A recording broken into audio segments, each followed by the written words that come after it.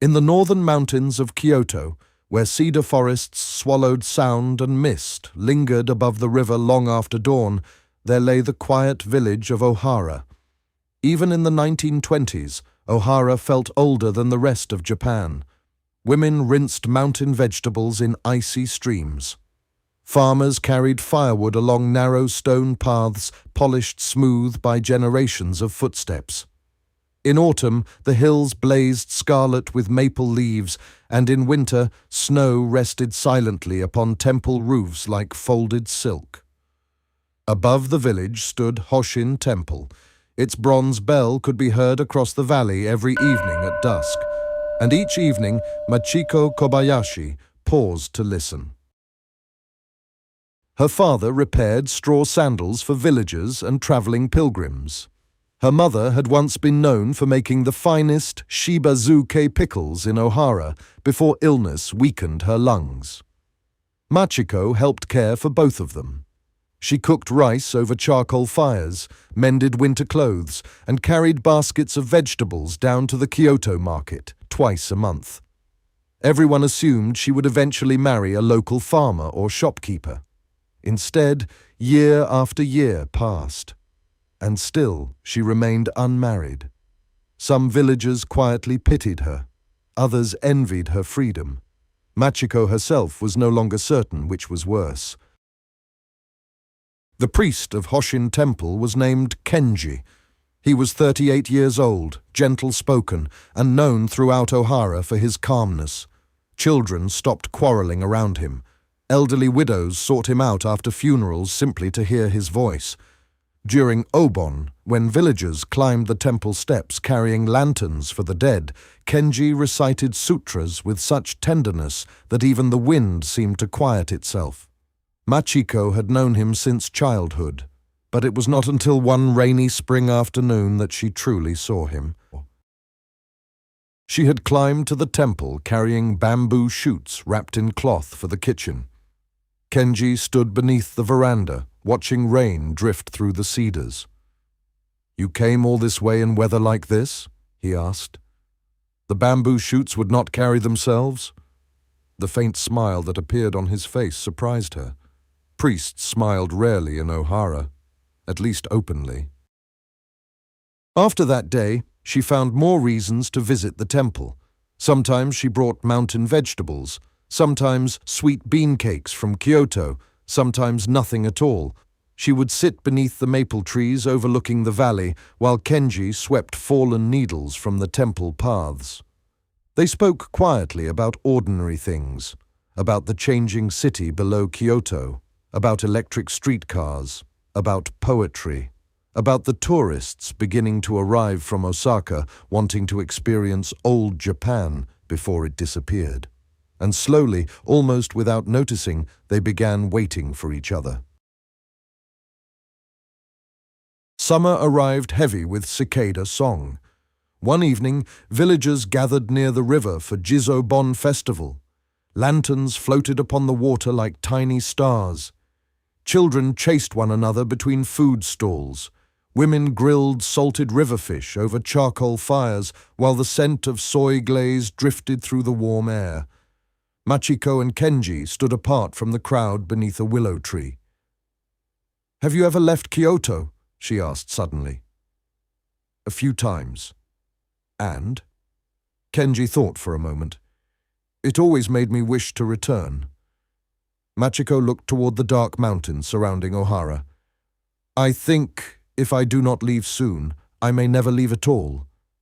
He turned to her carefully. "You are unhappy here?" "No," she smiled faintly. "That is what frightens me." The words lingered between them long after the festival ended. By autumn, the maples surrounding Hoshin Temple burned crimson. Tourists climbed the temple paths carrying cameras and city umbrellas, while monks served tea to travelers beneath the eaves. Machiko watched them closely, especially the women. Women from Tokyo wearing Western shoes and shorter hairstyles. Women who spoke about universities, art schools, music halls, newspapers, department stores. Lives larger than valleys. larger than routines, larger than expectation. That night, lying awake beside the sound of the river, Machiko realized something terrible. She loved Kenji deeply, but she did not want the life waiting beside him. Winter came early to Ohara that year. Snow gathered upon cedar branches and covered the temple gardens in white silence. One evening, Machiko climbed to Hoshin Temple, carrying a small parcel of chestnut rice. Kenji lit charcoal beneath the tea kettle while snow drifted softly beyond the paper screens. For a long time, neither spoke. Then quietly, he said, "I have spoken with the temple council." Machiko looked up. "If I wished to marry," he continued carefully, "there would be no objection." The kettle hissed softly. Machiko stared into the charcoal fire. Most women in Ohara would have felt relief hearing such words. Safety, respectability, a gentle husband, a peaceful life. But suddenly all she could see was the valley stretching endlessly before her year after year. Temple bells at dusk, preparing memorial meals, sweeping leaves from stone paths, watching travelers come and go while she remained. "I could make a life with you here," Kenji said softly. Snow drifted beyond the veranda. Machiko looked toward the dark mountains surrounding Ohara. Beautiful mountains, small mountains. Since childhood she had known every path, every cedar grove, every bell echoing through the valley at dusk, and suddenly she realized she was frightened of knowing the rest of her life so completely. "I want to see what lies beyond them," she whispered. Kenji followed her gaze toward the distant hills. Kyoto, Osaka, Tokyo, perhaps places even farther still. "You would grow unhappy here," he said quietly. Machiko lowered her eyes. Yes. The answer wounded them both because it was true. Kenji loved the stillness of temple life. Machiko feared disappearing inside it, and neither love nor goodness could change the shape of their hearts. In early spring, Machiko left Ohara. The villagers gathered quietly to watch her board the morning carriage toward Kyoto City. She carried only 2 suitcases, a wool coat, and a small box containing her mother's recipes for shibazuke pickles. Kenji did not go to the station. Instead, he remained at Hoshin Temple, striking the great bronze bell as snowmelt dripped from the cedar trees. Its sound rolled across the valley long after the carriage disappeared. Years passed. Japan changed quickly. More tourists arrived in Kyoto. Jazz music drifted through city cafes. Young women cut their hair short and wore Western dresses. Machiko found work first in a tea house, then later helping at a small Kyoto bookshop frequented by university students and foreign travelers. She never married. Sometimes she told herself she had chosen correctly. Sometimes she was not certain. And every winter, no matter where she was living, she found herself listening for temple bells. In Ohara, Kenji grew older. The villagers still climbed the temple steps, seeking prayers for the dead, blessings for newborn children, and comfort during difficult years. He remained kind, calm, respected. But occasionally, during the first snowfall of winter, younger monks noticed him standing alone at the edge of the temple grounds, gazing toward the road leading out of the valley, as though expecting someone or remembering someone. Then, one autumn evening in 1952, a middle-aged woman climbed the temple steps, carrying a parcel wrapped in faded blue cloth.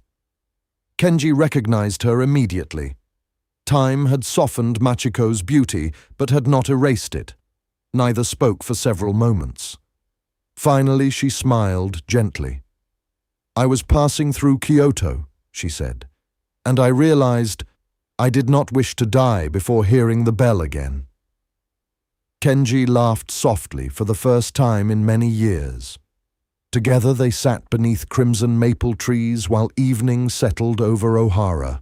not husband and wife, not lovers reunited, simply two people who had once loved each other honestly enough to let the other go. And somehow, after all the years between them, that felt strangely peaceful.